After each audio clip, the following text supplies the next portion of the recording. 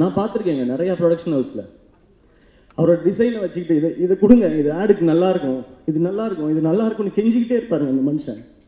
நிறையா ப்ரொடக்ஷன் ஹவுஸில் வாசல்லே நிப்பாட்டிருக்காங்க அவரை. ஆனால் அந்த கம்பெனிக்காக மட்டுமே வேலை செஞ்சுருக்காரு. ஏதாவது சொத்து இருக்கான்னு கேளுங்க அந்த மனுஷன்ட்ட, சொந்தமாக கார் இருக்கான்னு கேளுங்க அவர்கிட்ட. இந்த படம் ரிலீஸ் வரைக்குங்க எவ்வளோங்க பிரச்சனை கொடுப்பீங்க? யாரெல்லாம் கொடுக்குறீங்கன்னு உங்களுக்கே தெரியும். எவ்வளோ கொடுப்பீங்க? இல்லை விடுங்கண்ணே, நான் ரொம்ப நாளாக கஷ்டப்பட்டு இருக்கேன்.